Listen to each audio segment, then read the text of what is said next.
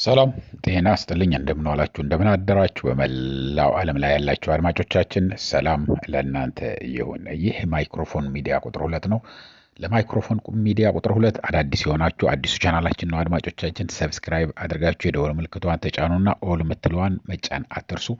ላይክ ሼር በማድረግ ደግሞ አበረታቱት። በከፍተኛ ፍጥነት እያደገ ያለ ከናንተ ወደ እናንተ ነው። አድማጮቼ ሁሉ ጊዜ የምንናገረው ይህንን ቻናል የከፈት ነው ህዝብ ልሳኑ ተዘግቶ ቮይስ አጥቶ የሚናገርበት የሚሰማበት ነገር ተከልክሎ ሁሉንም ነገር ተከልክሎ ያለ የኢትዮጵያ ህዝብ መስማት ያለበትን ከህዝቡ እንሰማለን። ከዛ በኋላ እኛ ደግሞ ወደ እናንተ እናመጣዋለን። ወደ እናንተ ስናመጣ ከአንድ ሰው ወደ ሚሊዮኖች እንዲያዳምጡት እያደረግን ነው።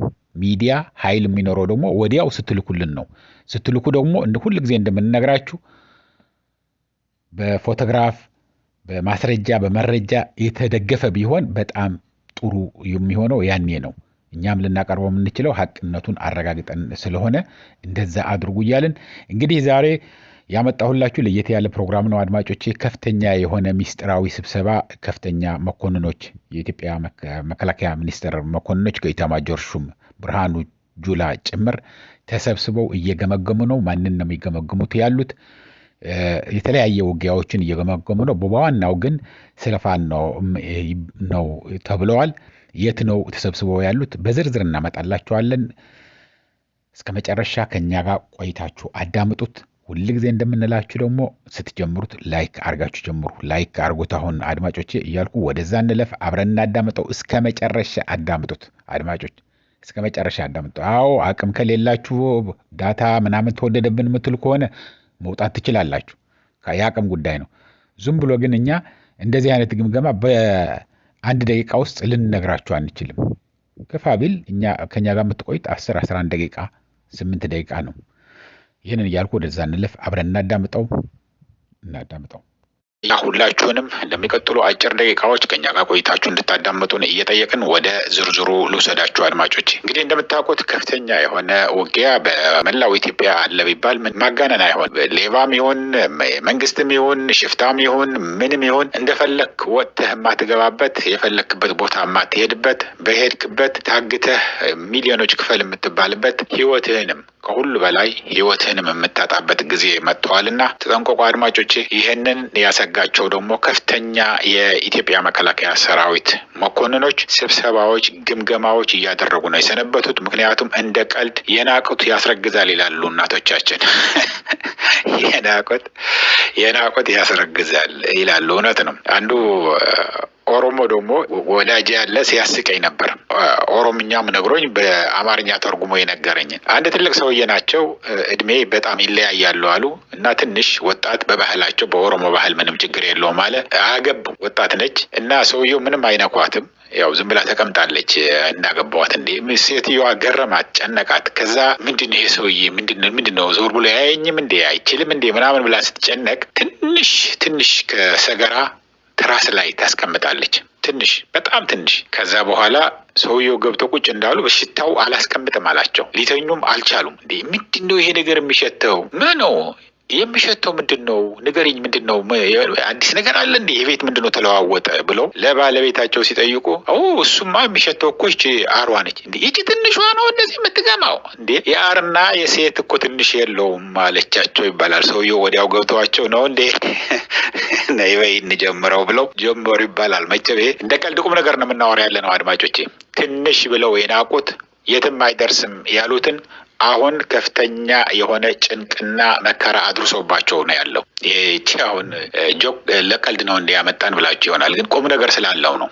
ሁሉ ጊዜ አዳምጡን የምንለው ለዚህ ነው። አዳምጡን ስንል መሰረት አሲዘህ የምትናገረው ነገር ትንሽ ብለህ የናቀው ማን ነው? ትዝ ይለኛል ተወካዮች ምክር ቤት ሆኖ እኛ ከፈለግን የፈለገው ነገር ለማድረግ የሚያስቆመን አለ እንዴ ያለ። ይሄ ከትግራይ ጋር ስምምነት ካደረገ በኋላ ነው ማለት ነው። ጠቅላይ ሚኒስትሩ ካለስተ አንድ ሰው ጥሩ አለ ሄዳችሁ ለካቢኔዎቹ ሰብስቦ እንዳለ በዚህ በቤተክርስቲያን ሰብስቧቸው እያለ የተናገረው ነው። ቪዲዮ አለን ልናሳያችሁ እንችላለን።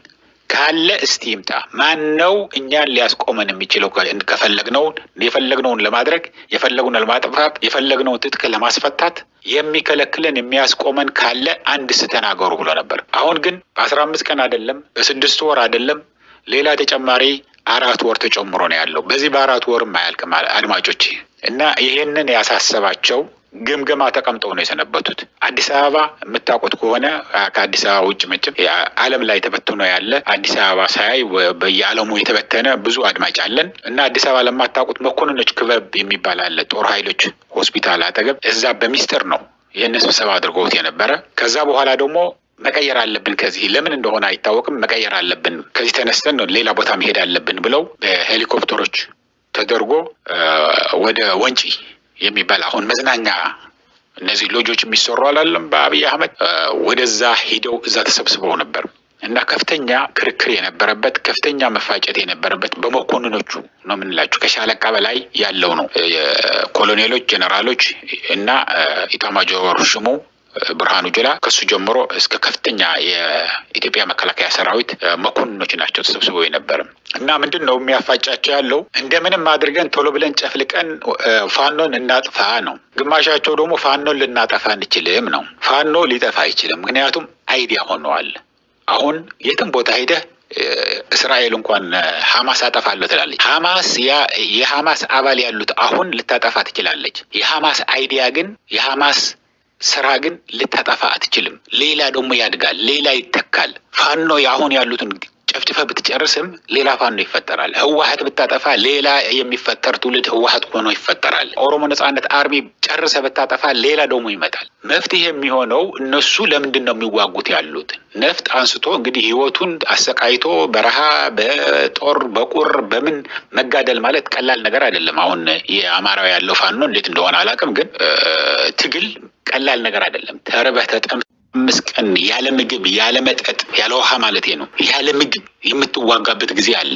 ይህንን ሁሉ ችለህ ነው እየተወጋህ መድኃኒት በቂ አታገኝም፣ ምግብ በቂ አታገኝም። ይህ ሁሉ ስታደርግ ስለወሰንክ ነው፣ ለዓላማ ስለወሰንክ ነው ይህንን የምታደርገው። እና ልናጠፋው አንችልም የሚሉ ነበሩ።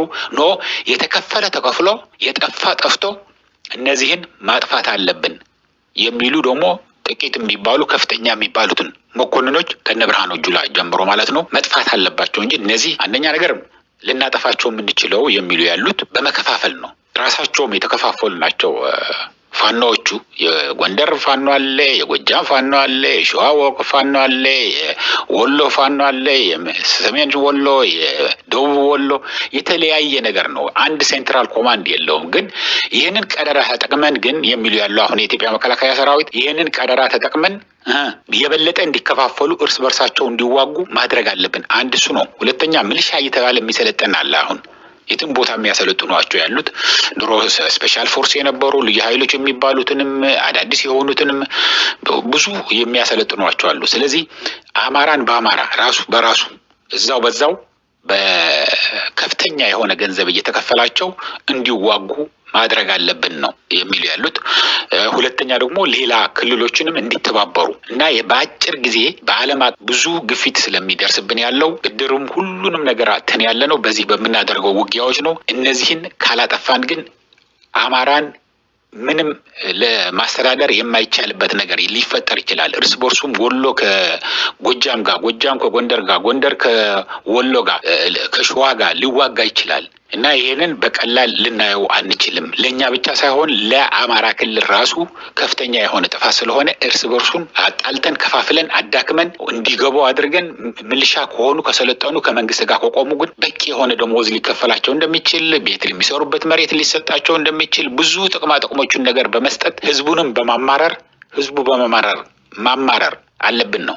ሲቸግረው ሲረበው ሲሞት ሲገደል ተማሮ እኛ አንፈልጋችሁም በቃ ውጡልን እኛ በሰላም መኖር ነው የምንፈልገው ሊል ማድረግ አለብን የሚል ውሳኔ ነው ደርሰው ያሉት። ሙሉ ለሙሉ ግምገማው አላለቀም ነው የሚሉት ያሉት። እስካሁን ተወስኖ ያለው ግን ይሄንን ነው እየተከታተልን ወደ እናንተ እናመጣለን። ይሄ ታማኝ የሆነ ምንጭ ነው ያደረሰን አድማጮቼ እና ሌሎችንም እንዲሰሙት ሼርና ላይክ አድርጉት። ብዙ ሰው ሼር የምታደርጉበት ላይኖር ይችላል። ላይክ ካደረጋችሁት ግን ሁላችሁም አሁን ይሄንን የምታይላላችሁ ላይክ ካደረጋችሁት ብዙ ሰው እንዲያየው ያደርጋልና በጣም ይጠቅማል። እንደዛ አድርጉ እያልኩኝ እዚህ ልሰናበታችሁ አድማጮቼ። እስከሚቀጥለው ጊዜ ድረስ እንግዲህ መልካሙን ያምጣልን፣ ሰላሙን ያምጣልን። አድማጮቼ ለእናንተም ሰላም እንመኛለን። ደህና ዋሉ፣ ደህና ደሩ። ቻው።